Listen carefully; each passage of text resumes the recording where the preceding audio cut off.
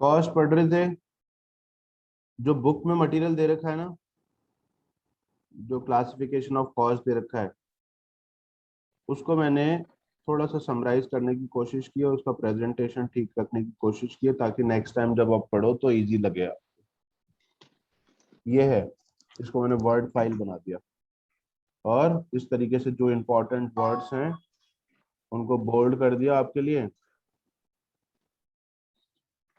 ये दिख रहा है, बुक में देखना, और जो काम की चीज मुझे लगी कि नहीं है तो मैंने उसको एलिमिनेट कर दिया, ताकि जो मटेरियल काम काम का है सिर्फ वही पढ़ो। ये कॉस्ट शीट का क्लासिफिकेशन है। तो सबसे पहले हमने पढ़ा था नेचर वाइज या एलिमेंट वाइज या एनालिटिकल क्लासिफिकेशन। उसमें हमने पढ़ा कि जो मटेरियल और जो कॉस्ट की क्लासिफिकेशन है वो मटेरियल, लेबर और एक्सपेंसेस में क्लासिफाई कर रखा है। फिर फर्दर क्लासिफाई करना पड़े तो मटेरियल को भी क्लासिफाई कर सकते हो, लेबर कॉस्ट को भी क्लासिफाई कर सकते हो, और अदर एक्सपेंसेस को भी क्लासिफाई कर सकते हो। ऐसे ही फंक्शन वाइज हमने पढ़ा था कि दो होते हैं, मैन्युफैक्चरिंग या production cost, commercial cost. Manufacturing मतलब फैक्ट्री कॉस्ट तक के, कमर्शियल कॉस्ट मतलब उसके बाद के। इसके एग्जांपल है एडमिनिस्ट्रेशन एंड सेलिंग डिस्ट्रीब्यूशन, जिसको आगे और अच्छे से एक्सप्लेन कर रखा है। उसके बाद डिग्री ऑफ ट्रेसेबिलिटी के according direct cost, indirect cost. अब जो जो काम का है वो लिखा है मैंने यहाँ पर, और जो उसके बाद भी इसमें भी और ज्यादा इंपॉर्टेंट है उसको मैंने हाईलाइट किया है इस तरीके से, और जो काम की लाइनें नहीं है उसको मैंने एलिमिनेट कर दिया। कॉस्ट शीट इस तरीके से पढ़ना, ये शीट मैं आपको प्रोवाइड कर दूंगा।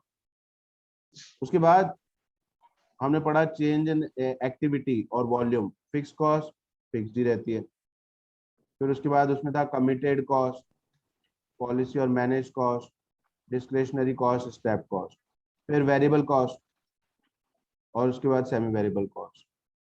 और वेरिएबल कॉस्ट और फिक्स कॉस्ट के बारे में एक बीच में एक लाइन दे रखी होती है, एक दो लाइनें, वो आपको पता होना चाहिए। जैसे variable cost are those which vary in the total in direct proportion to the volume of output. क्या मतलब है इस लाइन का? इस लाइन का क्या मतलब है? वेरिएबल कॉस्ट वो कॉस्ट होती है जो अगर हाँ बोलो। आउटपुट्स के साथ चेंज होती है, अगर करेक्ट, आउटपुट चेंज होगा तो वेरिएबल कॉस्ट। आउटपुट कम होगा तो कॉस्ट कम होगी। आगे देखा, this cost per unit remain relatively constant with the changes in production. इस लाइन का क्या मतलब है पता है? कि दिस कॉस्ट वेरिएबल कॉस्ट के बारे में बोल रहे हैं, पर unit remain relatively constant with changes in production. जैसे मैं तुम्हें कहूँ कि रॉ मटेरियल जो है वो 1 यूनिट बनाने में 2 रुपए का लगता है, तो मुझे बताओ 2 यूनिट बनाने में कितना लगेगा? आप बोलोगे 4 रुपए का मटेरियल लगेगा। तो raw material per unit change हुआ क्या प्रोडक्शन के साथ? No sir. तो इन्होंने ये जो बोल रहे ना, variable cost per unit remain relatively constant, तो वेरिएबल कॉस्ट फिक्स्ड होती है और फिक्स कॉस्ट वेरिएबल होती है। अब ये कंफ्यूजन जो है, अगर तुम्हें समझना है, इसमें ना दो तीन चीजें हैं कि वेरिएबल कॉस्ट जो होती है वो पर यूनिट फिक्स होती है, और फिक्स कॉस्ट जो है वो पर यूनिट वेरिएबल होती है। इसका क्या मतलब है? इसका मतलब समझने के लिए एक एग्जांपल लेना, जो अपन ने थोड़ा सा कल जल्दी में पढ़ा था ना। शीट कौन सी थी तुम्हारी?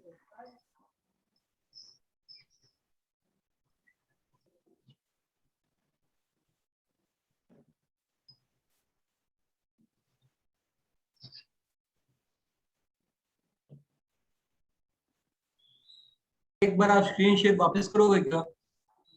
क्यों? सर एक बार करना सर, मैं बीच में चला गया था सर, नेट कनेक्शन बंद हो गया। अच्छा, मतलब क्या दिखा तुम्हें, क्या देखना है? सर आपने स्क्रीन शेयर कर रखी है ना, वो मेरे को दिख नहीं रही, इसलिए मैं आपको बोल रहा हूँ कि एक बार अच्छा, वापस शेयर करो तो दोबारा करूं ऐसा? दिख जाए। हाँ सर।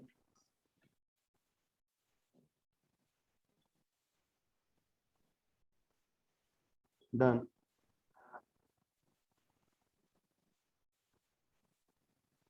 देखा अब?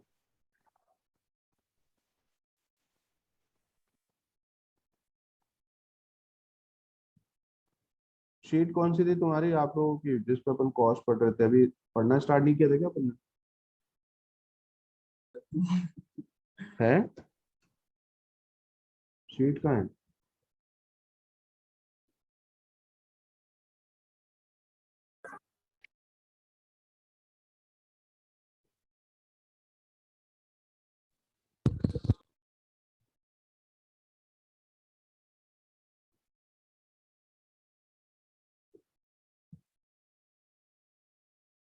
क्वेश्चंस किए थे, वो शीट का नाम क्या था, किसी को ध्यान है? बट सर परसों तो आपने बुक से ही पढ़ाया था, बुक वाली शीट से ही। नहीं मतलब न्यूमेरिकल क्वेश्चन जो कर रहे थे वो किसमें कर रहे थे, उसका नाम क्या दिया था?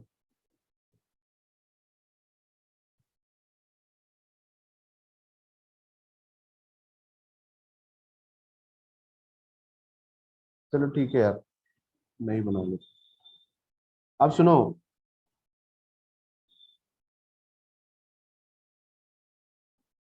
इसमें ये जो मैंने आपको कहा कि वेरिएबल कॉस्ट, ध्यान से सुनना, इससे याद भी रहेगा। पर unit variable cost per unit remains constant, but fixed cost per unit changes with the output. अब इसका क्या मतलब है, जैसे मान लो अगर मैं आपको कहूँ रॉ मटेरियल, रॉ मटेरियल आपको पता है कि वेरिएबल कॉस्ट है, और रॉ मटेरियल का पैसा कैसे खर्च हो रहा है, सपोज ₹2 पर यूनिट खर्च हो रहा है, ₹2 पर यूनिट। 1 यूनिट बनाओगे तो ₹2 का रॉ मटेरियल आएगा, 2 यूनिट बनाओगे तो ₹4 का रॉ मटेरियल आएगा। अब आप प्रोडक्शन करते जाओ, जैसे मान लो आपका आउटपुट लेवल है, आउटपुट लेवल जो है वो 500 यूनिट्स है, या 1000 यूनिट्स है, या 2000 यूनिट्स है, या 5000 यूनिट्स है, तो मटेरियल कॉस्ट कितनी आएगी? जल्दी जल्दी बोलते जाओ। मटेरियल कॉस्ट बोल रहा हूँ डायरेक्टली, मटेरियल कॉस्ट कितनी कितनी आएगी? पहली सिचुएशन में मटेरियल कॉस्ट क्या होगी? 1000 1000 दूसरी सिचुएशन में कितनी होगी? 2000 थर्ड सिचुएशन में कितना होगा? 4000 और फिफ्थ सिचुएशन में 10,000। 10,000 अब यहाँ पर मटेरियल कॉस्ट ये जो दे रखी है, अगर मैं इसका मटेरियल कॉस्ट पर यूनिट निकालूं, अब ये तो मटेरियल कॉस्ट दे रखी थी, टोटल दे रखा था, तो मटेरियल कॉस्ट जब निकालोगे per unit, material cost per unit, तो आप क्या करोगे कि जो भी कॉस्ट थी इन रुपीज, मटेरियल कॉस्ट जो इन रुपीज था उसमें यूनिट्स का डिवाइड करोगे, करोगे या नहीं, पर यूनिट निकालने के लिए? Yes, sir. यस तो सर यूनिट्स का डिवाइड करोगे तो वापस क्या आ जाएगा? 2 इधर rupees. भी क्या आएगा? 2 rupees. सब में क्या आएगा? 2 rupees. तो ये material 2 cost rupees. Per unit जो है ₹2 फिक्स्ड हुआ या नहीं, हर लेवल ऑफ आउटपुट पे कांस्टेंट है या Yes, नहीं? sir. अब अगर मैं बोलूं आपसे कि रेंट, रेंट आपकी फैक्ट्री प्रेमाइसेस का है सपोज, और आपकी फैक्ट्री प्रेमाइसेस का कैपेसिटी है कि आप 10,000 यूनिट्स तक इन अ मंथ प्रोडक्शन कर सकते हो, तब तक आपको और कोई फैक्ट्री या और कोई प्लेस की रिक्वायरमेंट नहीं है। मुझे बताओ कि अगर रेंट 10,000 पर मंथ है आपका, और ये सारा प्रोडक्शन सपोज पर मंथ का था, इसको पर मंथ का ले लो, सपोज ये सारा प्रोडक्शन जो है ये पर मंथ, तो यहाँ पर जो रेंट दे रखा है मंथली रेंट पर मंथ, तो पर मंथ रेंट सपोज 10,000 है, 10,000 है, 10,000 भाई 500 यूनिट बनाओ, या फिर ऐसे कर लो, रुको, यहाँ पर एक और कॉलम ऐड कर दो, मंथ्स।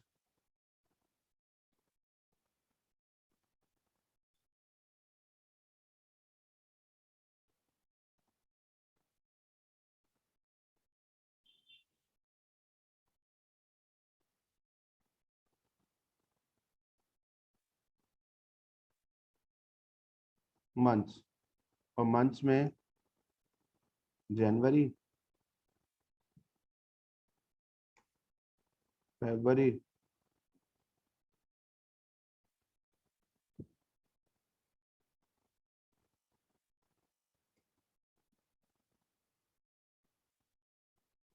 मार्च, अप्रैल, ये 4 महीने, जनवरी फरवरी मार्च अप्रैल।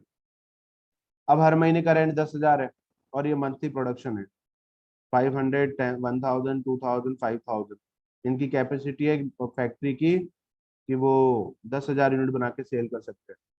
हर महीने का रेंट 10,000 दे रहे हो, ये कौन सा एक्सपेंस है, वेरिएबल है या फिक्स्ड?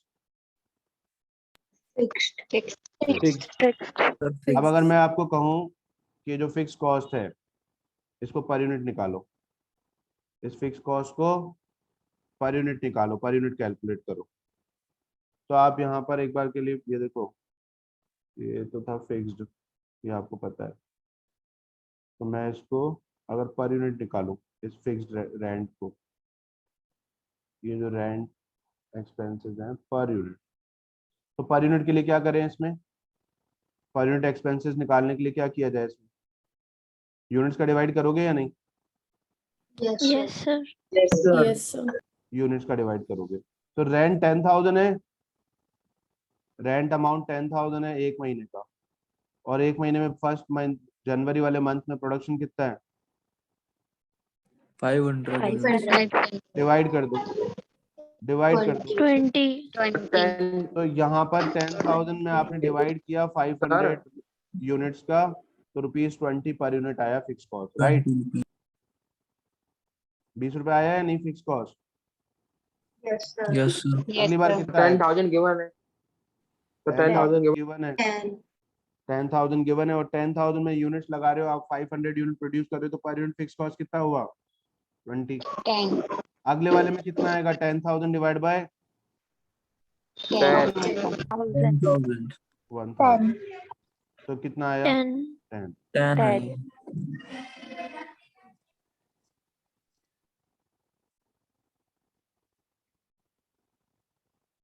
नेक्स्ट बताओ। 5. 10,000 बाय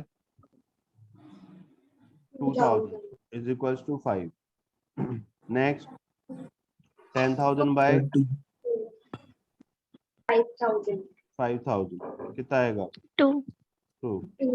अब मुझे बताओ कि fix cost per unit fixed है क्या या चेंज हो रही है? Sir, change. चेंज हो रही है।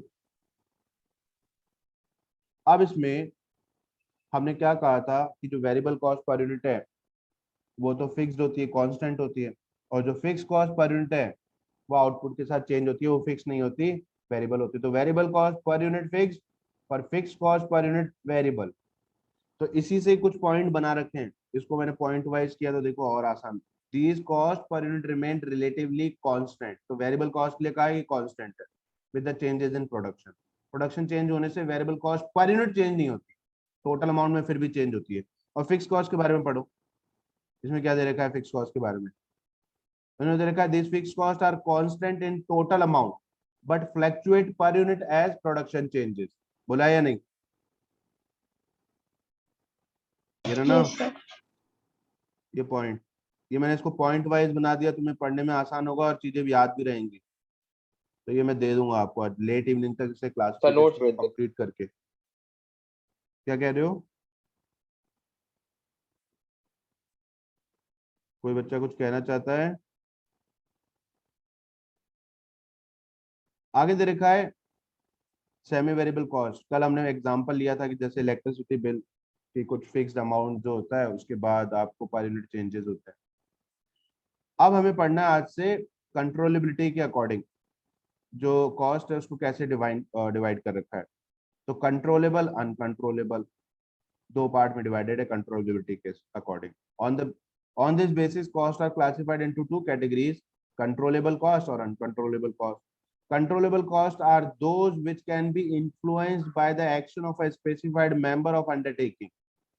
That is to say, costs which are at least partly within the control of the management. मतलब जो मैनेजमेंट के कंट्रोल में है कॉस्ट, अगर वो उस कॉस्ट को अप या डाउन करना चाहे तो कर सकता है, तो वो कंट्रोलेबल है। जैसे डायरेक्ट मटेरियल का कॉस्ट, कि डायरेक्ट मटेरियल जो है वो आपके कंट्रोल में है, आप चाहो तो डायरेक्ट मटेरियल का क्वालिटी बहुत अच्छा रख सकते हो, उसका प्राइस ज्यादा होगा, या फिर उसका क्वालिटी थोड़ा सा एज कम्पेयर टू आपने प्रोडक्ट के लिए चीप कर सकते हो तो उसका प्राइस कम होगा, तो डायरेक्ट मटेरियल की कॉस्ट चेंज हो जाएगी। ऐसे ही डायरेक्ट लेबर कि किस टाइप का, किस स्किल का लेबर से आप काम करा रहे हो, उसको पेमेंट कितना कर रहे हो। तो जिस कॉस्ट को आप कंट्रोल कर सकते हो, जो मैनेजमेंट के कंट्रोल में होगी एटलीस्ट पार्टली, तो कंट्रोलेबल है। फिर उसका यहाँ पे एग्जांपल दे रखे हैं कि डायरेक्ट मटेरियल, डायरेक्ट लेबर या कोई भी ओवरहेड जो कंट्रोल किए जा सकते हैं लोअर लेवल मैनेजमेंट के थ्रू। और uncontrollable cost which can not be controlled, या जिसका पार्टली कंट्रोल भी मैनेजमेंट के हाथ में ना हो, ऐसी कॉस्ट जो कंट्रोल की नहीं जा सकती, होनी ही है, पैसा खर्च तो होगा ही। जैसे एग्जांपल दे रखा है रेंट ऑफ बिल्डिंग, तो बिल्डिंग का रेंट तो आपको जो है वो तो देना ही पड़ेगा ना, उसमें प्रोडक्शन से कोई लेना देना नहीं है और किसी भी काम से कोई लेना देना नहीं है, रेंट तो जाना ही है, उसको आप कंट्रोल नहीं कर सकते। थोड़ा थोड़ा आइडिया लगा क्या कंट्रोलेबल और अनकंट्रोलेबल कॉस्ट का? Yes, sir. ओके, ये शीट्स जो मैं तुम्हारे लिए बनाई है समराइज करके, इसको मैं लेट इवनिंग कंप्लीट करके आपको दे दूंगा। फिर इसमें से जितना आज पढ़ लेंगे वहां तक इसमें से एक बार पढ़ लेना, इजीली याद भी हो जाएगा, समझ में भी आ जाएगा। अब है बाय नॉर्मेलिटी, नॉर्मेलिटी के according normal cost, abnormal cost. उन्होंने बोला under this costs are classified according to whether these are costs which are normally incurred at a given level of output in condition in which that level of activity is normally attained। मतलब जो भी आपके business operations हैं, उन business operation में जो भी production आप करते हो, उस प्रोडक्शन को नॉर्मली करने में जो पैसा खर्च होता है वो नॉर्मल है। On this basis it is classified into two categories. आगे वापस बात यही रिपीट करेंगे, it is the cost which is normally incurred at a given level of output in the condition in which that level of output is normally attained। तो जो भी production आप करते हो नॉर्मली उस प्रोडक्शन को अटेन करने के लिए, उतना यूनिट का प्रोडक्शन करने के लिए जो पैसा आप खर्च करते हो, that is part of normal cost.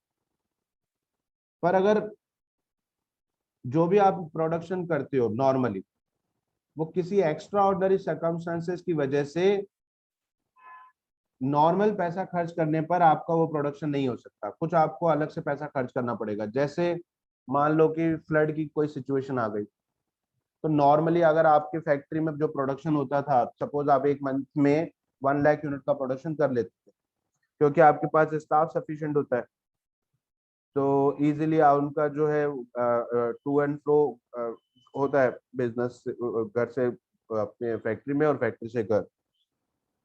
पर फ्लड की सिचुएशन है या रेनिंग की सिचुएशन है या कोई भी ऐसी सिचुएशन है जिसकी वजह से आपके जो लेबरर्स हैं उनका टू एंड फ्रो प्रॉपर नहीं हो पा रहा, आना जाना प्रॉपर नहीं हो पा रहा, तो आपने क्या किया, कन्वेंस फैसिलिटी उनके लिए स्टार्ट कर दी। सपोज कि आपने बोला भाई हम आपको होम टू होम जो है वो पिकअप करेंगे लेबरर्स को, तो आपको यहाँ पर कुछ एक्स्ट्रा पैसा खर्च करना पड़ेगा अगर आपको वही प्रोडक्शन लेवल मेंटेन करना है जो नॉर्मली आपका बिजनेस में होता था। तो जब आपके बिजनेस में कोई ऐसी एबनॉर्मल पैसा खर्च होता है जो जनरली नहीं होता, उसको हम एबनॉर्मल कॉस्ट बोलते हैं। तो नॉर्मल लेवल ऑफ आउटपुट को अटेन करना, उसको पहुंचने तक अगर कोई पैसा नॉर्मल खर्च हो रहा है तो नॉर्मल कॉस्ट, और अगर कोई एबनॉर्मली खर्च करना पड़ रहा है दैट इज एबनॉर्मल कॉस्ट। थोड़ा थोड़ा आइडिया लगा क्या? बोलो। Yes, sir.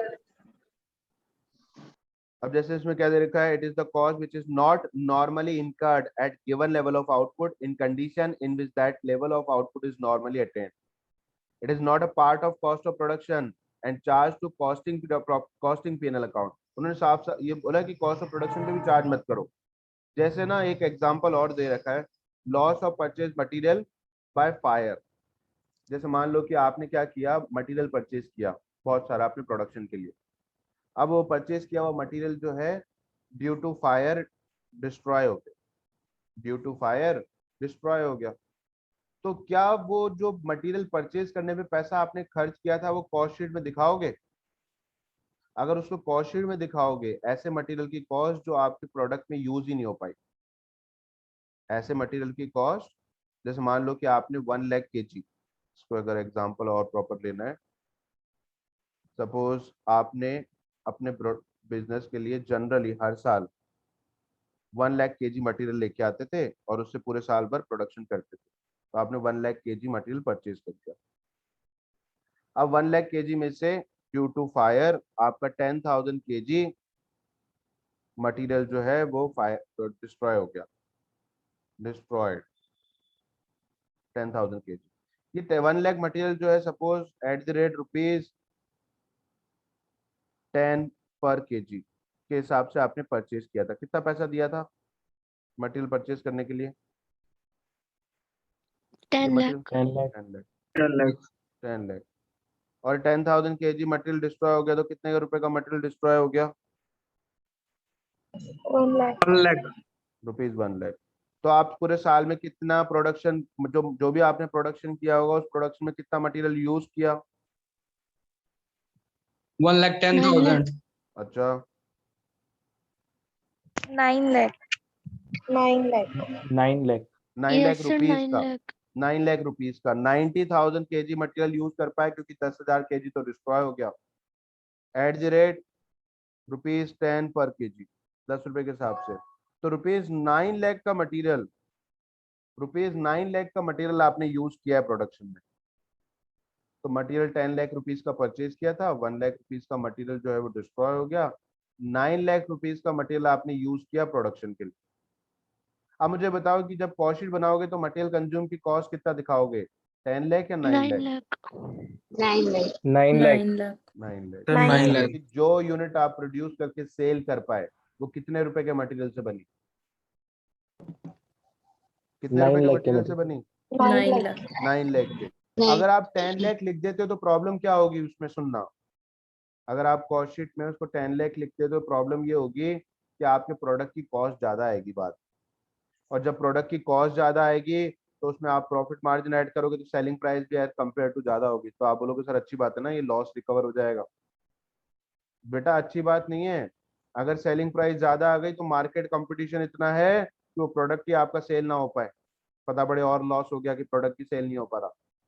तो अगर unit price, unit cost limited रहेगी, मार्केट के अकॉर्डिंग रहेगी, तो फिर उस यूनिट को आप कंपटीशन में भी ला सकते हो, आपका प्रोडक्ट बेचने के चांसेस ज्यादा होंगे। तो इसलिए ऐसा नहीं कि अननेसेसरी आप कॉस्ट जो है वो बढ़ाते जा रहे हो। तो जो पैसा खर्च ही नहीं हुआ, ये 10,000 केजी मटेरियल यूज ही नहीं हुआ जिसका कॉस्ट 1 लाख रुपए आपने खर्च किया था, तो ये एक एबनॉर्मल एलिमेंट है कॉस्ट का, नॉर्मल नहीं है। तो मटेरियल को एक्वायर करने में जो 10 लाख रुपए दिए थे उसमें जो मटेरियल आपका यूज हुआ 9 लाख रुपीज का, वही कॉस्ट का पार्ट बनना चाहिए, कॉस्ट शीट में आना चाहिए।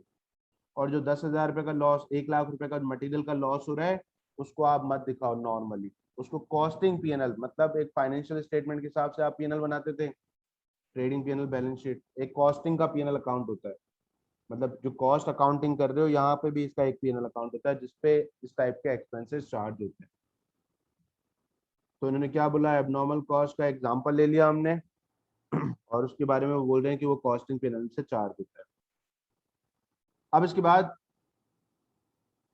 नेक्स्ट टर्म रिलेशनशिप के according, relationship with accounting period, मतलब ये जो कॉस्ट है रिलेशनशिप विद अकाउंटिंग पीरियड, इसके अकॉर्डिंग क्लासिफाई कर। तो कैपिटल और रेवेन्यू ये सबको पता है, ये 11th में पढ़ लिया था सबने, कैपिटल और रेवेन्यू। अगर मैं आपसे पूछूं कि जैसे मान लो आपकी फैक्ट्री में आपने मशीन परचेज की, मशीन परचेज, तो मशीन परचेज की सपोज ₹1 लाख की, तो ये मशीन परचेज की 1 लाख में इसकी लाइफ सपोज 10 ईयर्स है। कैपिटल एक्सपेंडिचर है या रेवेन्यू एक्सपेंडिचर? Capital expenditure. क्या होता है कैपिटल एक्सपेंडिचर? सर जो खर्चा एक बार ही हो, एक बार ही हो.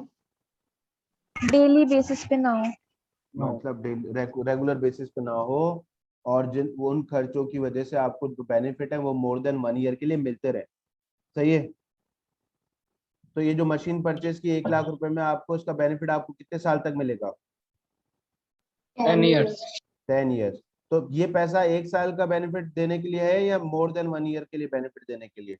More than one year. Correct. तो capital expenditure are those for which benefit can be derived for a period of more than 1 year. Capital expenditure वो हैं जिनसे बेनिफिट हमें 1 साल से ज्यादा अवधि के लिए, 1 साल से ज्यादा समय के लिए मिलते रहेंगे। तो रेवेन्यू एक्सपेंडिचर कौन से होते हैं? रेवेन्यू एक्सपेंडिचर रेगुलर बेसिस पे हो, रेगुलर बेसिस पे होते हैं जो Within business 1 operate- year. correct, within Sir, 1 day year to से day related. expenses. Day to day expenses, okay, recurring in nature, day to day expenses, operating expenses, इनको सबको आप रेवेन्यू एक्सपेंडिचर्स कह सकते हो। अगर मैं आपको कहूँ कि मशीन की जो 1 लाख रुपए आपने खर्च किया, 10 साल मशीन की लाइफ है, तो ये पैसा 1 साल का खर्च नहीं है, 10 साल का खर्च है, तो आपने इसको कैपिटल एक्सपेंडिचर नाम दिया। अगर मैं कहूँ कि इस मशीन की कॉस्ट को स्प्रेड कर दो 10 ईयर्स में, तो फर्स्ट ईयर के लिए आपका एक्सपेंस क्या होगा? 10,000. 10,000। अगर स्ट्रेट लाइन के अकॉर्डिंग चले तो फर्स्ट ईयर का जो डेप्रिसिएशन है, आप और कोई इन्फॉर्मेशन नहीं दे रखी तो डेप्रिसिएशन फर्स्ट ईयर का, तो फर्स्ट ईयर के एक्सपेंस है डेप्रिसिएशन का कितना? 10,000। 10,000। सेकंड ईयर में कितना होगा? स्ट्रेट लाइन से 10,000 होगा. सेम। थर्ड 10,000. ईयर में भी सेम, फोर्थ ईयर में भी सेम। अब ये डेप्रिसिएशन हर साल के लिए कौन सा एक्सपेंडिचर है, कैपिटल या रेवेन्यू? Revenue. रेवेन्यू। तो हर साल डेप्रिसिएशन, क्योंकि हर साल असेट को यूज करोगे इसकी वैल्यू कम होगी, जितने से भी कम होगी, जिसको आप डेप्रिसिएशन बोलते हो, वो डेप्रिसिएशन रेवेन्यू एक्सपेंडिचर है। बस यही था कैपिटल और रेवेन्यू। तो यहाँ पर आ जाओ, इसके बारे में उन्होंने क्या बता रखा है कि कैपिटल कॉस्ट, कैपिटल एक्सपेंडिचर। किसने कोई मैसेज ड्रॉप किया था क्या?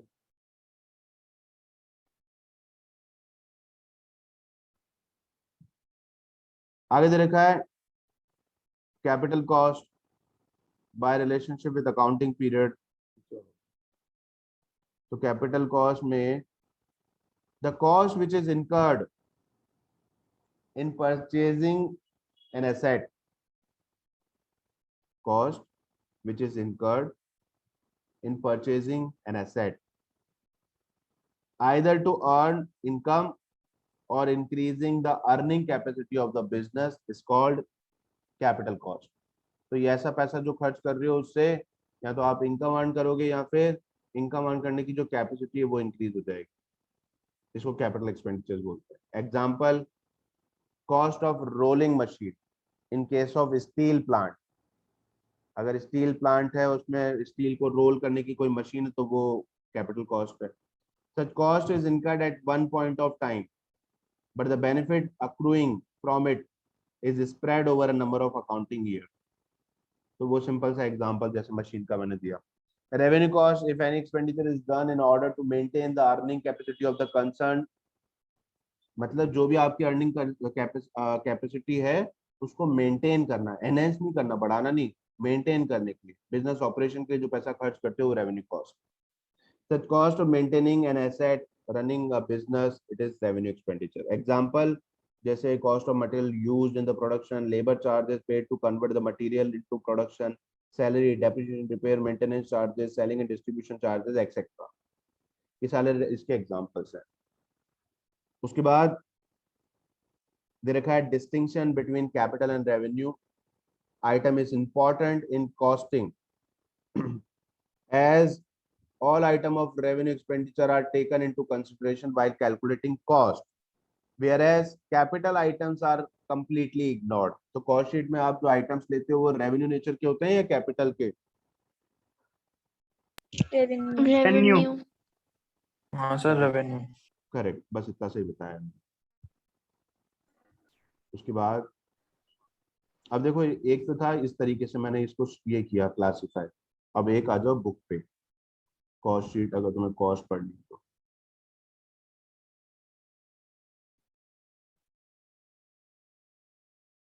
तो इसमें कुछ कुछ चीजें हैं जो मैंने एलिमिनेट की हैं। अगर तुम्हें वो भी समझ में आती है तो अच्छी बात है, पर कुछ मैंने पढ़ने के बाद ही एलिमिनेट किए तो इग्नोर करो तो कर सकते हो। पेज नंबर क्या है मुझे बताना एक बार।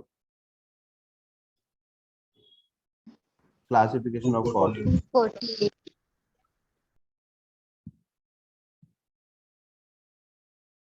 248 ये रहा। तो जैसे तुमने ये पढ़ा, ये रिलेशनशिप, ये पूरा पैराग्राफ दे रखा है और मैंने इसको इस तरीके से बना दिया, कैपिटल, रेवेन्यू और एग्जांपल्स। ऐसे ही और भी काम किया है, थोड़ा थोड़ा ये समराइज किया है। तो पहले इसमें से पढ़ लेना, थोड़ा इजी लगेगा। फिर अगर लगता है कि सफिशिएंट नहीं है, जबकि वैसे तो है, तब बुक में से पढ़ लेना डिटेल। अब टर्म 8, टाइम के अकॉर्डिंग क्लासिफिकेशन करना, ये थोड़ा डिफिकल्ट है। टाइम के अकॉर्डिंग कॉस्ट का क्लासिफाई करना, हिस्टोरिकल कॉस्ट और प्री डिटरमाइंड कॉस्ट।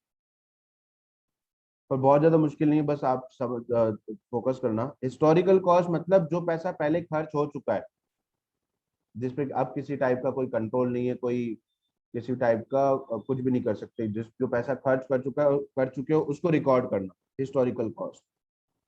और प्री डिटरमाइंड मतलब एस्टिमेटेड कॉस्ट, आप पहले से एस्टिमेट कर रहे हो, फिर उसके बाद कोई काम करोगे और पैसा खर्च होगा, फिर उसको रिकॉर्ड करोगे। तो इसके बारे में पढ़ता हूँ, सुनना टाइम के according. The cost which are ascertained after being incurred, वो कॉस्ट जो असर्टेन होगी इनकर हो जाने के बाद, मतलब पैसा खर्च हो जाने के बाद, are called historical cost.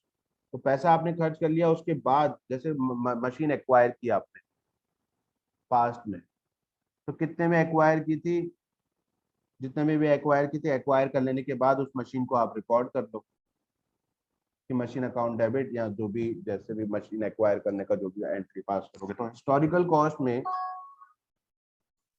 Asset acquire कर लेने के बाद या पैसा खर्च हो जाने के बाद उसे रिकॉर्ड किया जाता है या कैलकुलेट किया जाता है, सॉरी, पैसा खर्च हो जाने के बाद कैलकुलेट किया जाता है कि कितना खर्च हुआ। Such cost are available only when the production of particular thing has already been done. तो जब आप ये इसकी कोई भी ये जो काम आपका चल रहा होगा, किसी प्रोडक्शन, कोई भी पर्टिकुलर थिंग का प्रोडक्शन जो है वो आपका चल रहा होगा, जब वो कंप्लीट हो जाएगा उसके बाद आप उसकी कॉस्ट कैलकुलेट कर सकते हो या उसकी कॉस्ट आपके पास अवेलेबल होगी। नेक्स्ट दे रखा है, such cost are only of historical value and not at all helpful for cost control purposes. अब कॉस्ट पर एक बार बताओ, जो पैसा खर्च हो चुका है उसके बाद आप उस पर कोई कंट्रोल रख सकते हो क्या? उस पर कोई No, कंट्रोल नो नहीं sir. रख सर। सकते। अगर आपने कोई कॉस्ट एस्टिमेट की होती, फॉर एग्जाम्पल कि आपको कोई प्रोडक्ट बनाना था, उसके लिए आपने कुछ एस्टिमेट लगाए और एस्टिमेट के अकॉर्डिंग आपकी कॉस्ट ज्यादा आ रही है, तब आप उस पर कंट्रोल लगा सकते हो कि भाई ये मटेरियल हमने जो सोचा था ये हाई क्वालिटी का मटेरियल था, इसकी जगह थोड़ा चीप क्वालिटी का मटेरियल यूज करते हैं, तो कॉस्ट लिमिटेड हो जाएगी, कंट्रोल हो जाएगी। या लेबर जो हमने सोचे वो काफी हाई क्लास लेबर है और वो चार्ज हमसे ज्यादा ले रहे हैं, तो इस वजह से हमारे प्रोडक्ट की कॉस्ट ज्यादा आ रही है, ये एस्टिमेट्स लगा रहे हो आप। तो लेबरर्स को क्या करें, कुछ ऐसे लेबरर्स ढूंढे जो कम पैसा हमसे चार्ज करें। तो हमें जो है बहुत ज्यादा रिफाइंड प्रोडक्ट नहीं बनाना, नॉर्मल प्रोडक्ट बनाना है, तो कम, अगर लेबर थोड़े कम स्किल्ड भी हैं, कम पैसा लेंगे तो भी काम हो जाएगा। तो आपने लेबर कॉस्ट भी कंट्रोल कर दी। तो उन्होंने बोला कि अगर हिस्टोरिकल कॉस्ट है तो वो कंट्रोल नहीं होता उसमें, क्योंकि वो पैसा खर्च हो चुका है उसके बाद कैलकुलेट की जाती है। और अगर आप कोई स्टैंडर्ड बना रहे हो, कोई एस्टिमेट्स कर रहे हो, तो उसमें कंट्रोल पॉसिबल है, क्योंकि आपने अगर एस्टिमेट बनाया और एस्टिमेटेड कॉस्ट है तो उसमें आप कंट्रोल कर सकते हो कि हाँ ये कॉस्ट ज्यादा हमें लग रही है, इससे कम करना चाहिए, ये कम है उसको बढ़ा दो। इस तरीके से आप एडजस्टमेंट कर सकते हो। थोड़ा थोड़ा आइडिया लगा क्या हिस्टोरिकल कॉस्ट का? Yes sir. अब इसके बाद इसी में दे रखा है इसके कैरेक्टरिस्टिक्स क्या हैं। जैसे they are based on recorded facts, मतलब कि हिस्टोरिकल कॉस्ट जो है, पैसा खर्च हो चुका है तो इसका मतलब उसके अगेंस्ट में आपने रिकॉर्डिंग उसकी कर ली होगी, अकाउंटिंग कर ली होगी, उसके फैक्ट्स के बेसिस पे आप कॉस्ट कैलकुलेट करते हो। जैसे मशीन एक्वायर कर ली तो मशीन का आपको टाइटल मिला होगा कितने में एक्वायर की, फिर उसके बाद और क्या क्या पैसा खर्च हुआ था उस मशीन को एक्वायर करने में, तो वो सारा पैसा खर्च कर लिया, उसके बाद आप उसकी कॉस्ट कैलकुलेट करते हो। या कोई भी प्रोडक्ट बनाया तो प्रोडक्ट बनाने के लिए मटेरियल परचेज किया, लेबर को पेमेंट किया, ये सब कुछ, तो सब चीजें रिकॉर्डेड है, उसके बाद आप उससे कॉस्ट कैलकुलेट कर दो। आगे देखा है, they can be verified because they are always supported by the evidence of their occurrences. ये रहा कि जो भी आपकी हिस्टोरिकल कॉस्ट है उसको वेरीफाई भी कर सकते हो। कैसे? मैंने कहा कि आपने कोई प्रोडक्ट बनाया और प्रोडक्ट बनाने के लिए आपका खर्च हुआ सपोज 5 लाख रुपए, तो उसमें क्या क्या पैसा खर्च हुआ? मटेरियल खर्च हुआ तो उसके अगेंस्ट में बिल पड़ा है, लेबर को आपने पेमेंट किया तो उसके अगेंस्ट में आपने उनसे भाई कॉन्ट्रैक्ट किया होगा कि हम आपको इतना पैसा देंगे, हमारे लिए प्रोडक्शन करो, तो वो कॉन्ट्रैक्ट पड़ा होगा। या कोई और पैसा खर्च किया होगा, उसके बिल मिले होंगे आपको। तो जो भी पैसा आपने खर्च किया उस प्रोडक्ट को प्रोड्यूस करने के लिए, जिसके लिए 5 लाख रुपए लगाए, तो उन सारे एक्सपेंसेस 5 लाख के एक्सपेंडिचर का आपको पास कोई ना कोई सपोर्टिंग एविडेंस होगा, इसलिए उन्होंने बोला कि ये कॉस्ट जो है वेरीफाई की जा सकती है। पर प्री डिटरमाइंड जो कॉस्ट है, स्टैंडर्ड कॉस्ट जिसको आप कहते हो या एस्टिमेटेड कॉस्ट कहते हो, उसको आप वेरीफाई नहीं कर सकते। क्यों नहीं कर सकते? क्योंकि वो तो एस्टिमेटेड बेसिस पे है। अभी तो आपने अनुमान लगाया है, एस्टिमेट लगाया है कि वो पैसा खर्च होगा या नहीं होगा। तो बच्चों अभी ये 2 पॉइंट पढ़े मैंने, लास्ट एक बार जल्दी से पढ़ लेता हूँ। They are mostly objective because they relate to happening which have already been taken place. इस पॉइंट को अपन कल पढ़ेंगे। अभी रिजॉइन मत करना, थ्योरी पढ़ रहे हैं तो थोड़ा थोड़ा ही पढ़ना जितना तुम्हें समझ में आए। यहाँ तक का रिकॉल करना, शीट में शाम तक को दे दूंगा आपको, ठीक है? आगे ओके का कल सर। पढ़ेंगे बच्चों। Yes sir. हाँ yes sir. Yes, sir. Okay bye.